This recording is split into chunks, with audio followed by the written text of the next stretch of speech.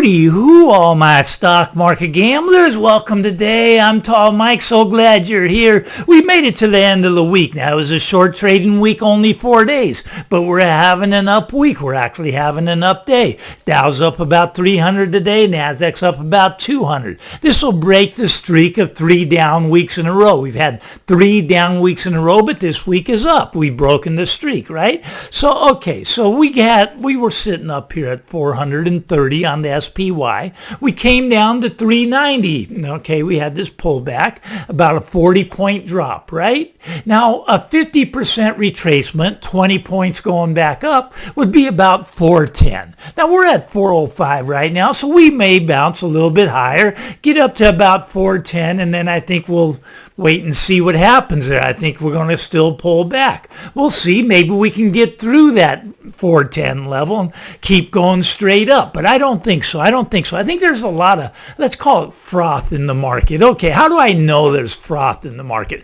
Well, I can look at the news. Okay, Kim Kardashian, she's starting her own private equity firm. Well, that seems like the market's a little bit frothy to me. But seriously, let's take a look at the Buffett indicator. Now, Warren Buffett, he always had this indicator of the value of the U.S. stock market compared to the GDP. Okay, so the value of the U.S. stock market right now is about $43 trillion. The GDP running about $25 trillion. So this ratio is about 1.6, right?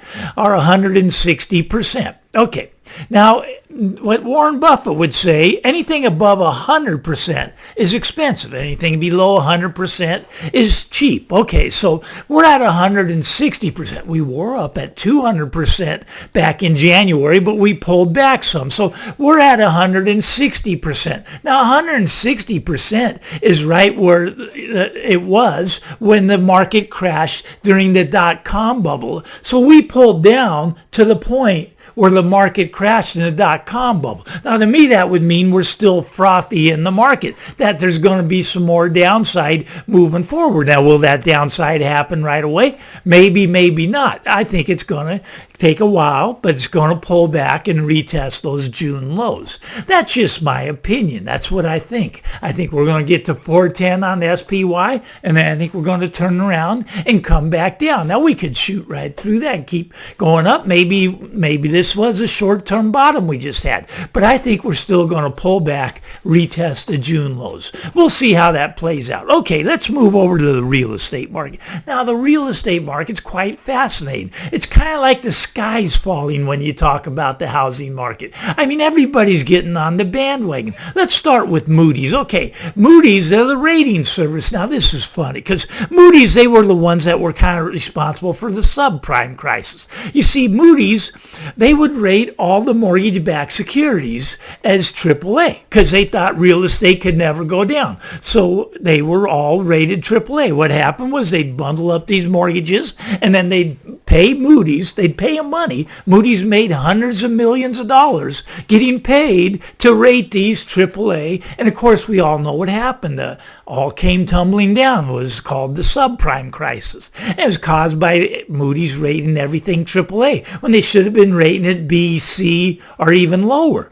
But they rated it all AAA. But right now, Moody's is saying that real estate market is overvalued by 40 to 60%, depending on what city you're in. Now, that's just Moody's. All right, Goldman Sachs, they came out and they said that demand for houses is down 40%. The demand for houses has dropped by 40%. Now, of course, that's because interest rates went up. Now, I talked about this in the last episode. Wells Fargo came out and they said the housing market is much worse than it looks. Much worse than it looks. Okay, well, that's interesting because it looks pretty bad, but it's much worse than it looks. All right, and then you get Freddie Mac. Now, Freddie Mac, what do? Well, they buy the mortgages. Now, they're a government-sponsored agency. They're not owned by the government. They used to be owned by the government, but now they're private, but they are sponsored by the government. I'm not even exactly sure what that means, right? But they say that mortgage rates are going to continue to go much higher.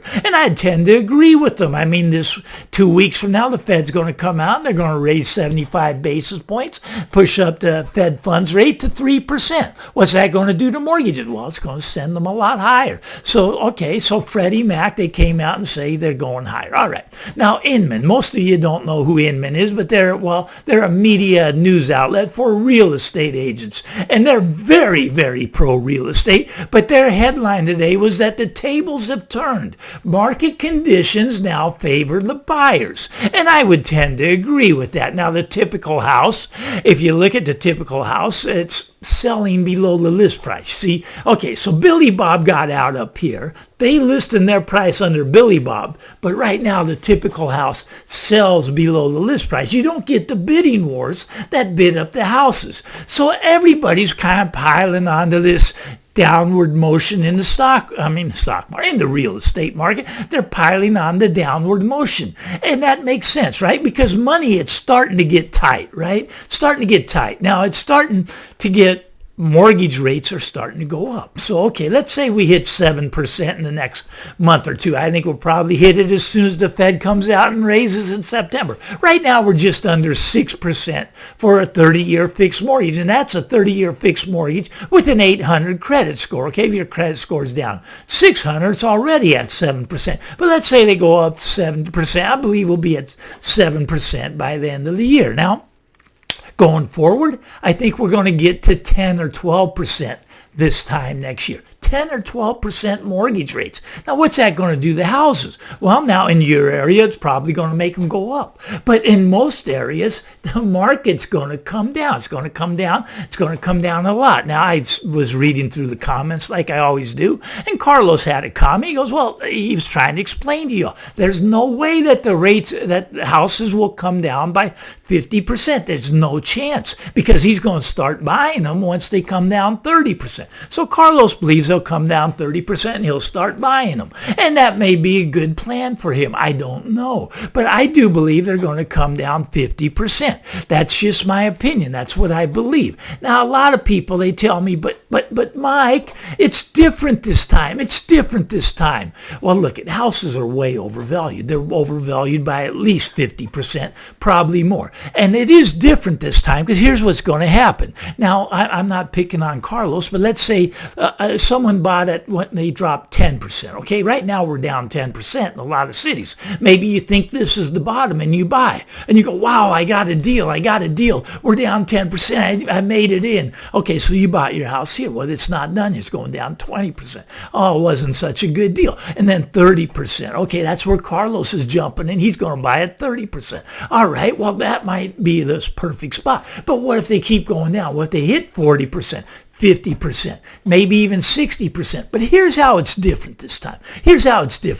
Okay, last time in the subprime crisis, the market fell, right? It fell 34%. And what happened? Well, they started printing trillions and trillions of dollars. In 2009, 3.6 trillion injected in just to prop up the house prices, and they kept printing trillions. Just in the last 2 years, we printed 6 trillion to get these houses to stay up, right? Well, now they're coming down, even with that 6 trillion already in the market. You would think that that'd hold them up a little bit longer, but they're already starting to come down. Okay, so the thing that's different this time is they're not going to be able to prop them back up. So I tell people, I go, look, if you're buying a house right now, plan to live in it at least 10 years, because that's how long it's going to take for the houses to go back up. Now, I'm not saying that Carlos is wrong. His thinking is correct. They're going to print a lot of money. They're going to print money from here to infinity to get this market back up. But it'll be like pushing on a string.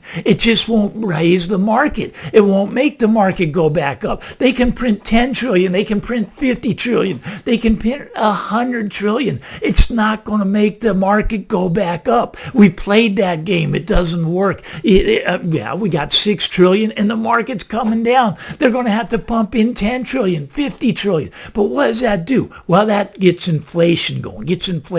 We're already at 9% inflation. Now, I do believe we're probably going to get a pullback down maybe to 8, 7, maybe even 6% on the inflation numbers before the Fed pivots. And the Fed's going to pivot. I guarantee you they're going to pivot, and they're going to start printing the money. So what's that going to do? We're going to hyperinflate. Now, hyperinflation typically is 50% a month, 50% a month. Now, for this experiment, I'm saying hyperinflation, the U.S. is going to hit 20, 30%, maybe 40%, maybe 50% for a year. Okay, we're going to hyperinflate at that point because they're going to have to print 10 trillion, 20 trillion. 30 trillion to try to prop up the market. It's not going to work. Inflation's going to take off. We're going to see double-digit inflation by the Fed standards. Right now, I believe we're at 18% right now. The Fed says we're at 9%. And it's probably going to come back in. You got oil coming down. You got used car prices coming down a little bit. There are some things that are pulling back. But it's temporary. It's temporary until the Fed cannot handle the pain of the markets going down. And then they're going to start to print money. They're going to start to print like incredible amounts of money. And this will send us into an inflationary event that's going to just be horrendous. I mean, the Fed's going to have to admit 10, 15, 20% inflation. That's what they're going to be admitting to. But it's really going to be 30 or 40% inflation. Okay, trying to get the houses back up. But the houses still aren't going to be going up. But you know what is going to be going up will be food prices, will be energy prices. So what are they going to have to do? They got to get rid of that inflation. They're going to be raising rates. They're going to have to raise them 10, 20%. You think this is crazy talk? And I hope it is. I hope it is. I hope it is. But this is just my opinion of what's going to happen. We're going to inflate, and then the Fed's going to have to raise rates because the poor people, the old people on fixed incomes, they're going to be starving to death, and they're going to have to do something. So they're going to be spiking these rates up, and you're just going to see that housing market. That housing market's just going to disappear. It's going to be just like off into the wind, like it was never even here. This bubble will be ancient history at that point, and everybody that will be stuck in the market will be going, wow, at least I got a 3% interest rate. Yeah, my house went from 2 million down to 600,000, but hey, I got a 3% interest rate, so I didn't sell because I wanted to be locked in at that 3% rate. Well, that's their choice, right? That's their choice. But this is going to take a year, maybe 2 years to play out. This goes into the future, but really, the real estate market is not in a good place right now. And yes, I do believe the sky is falling on the housing market. We'll see how that all plays out. If you like this stuff, give me the thumbs up. I'm Tall Mike. We got the weekend ahead. I didn't mean to depress anybody. Hopefully, I didn't depress you. Get out there, everybody. Have a great weekend, and we'll talk again next week. Hit that subscribe button so we can talk next week. Bye-bye now.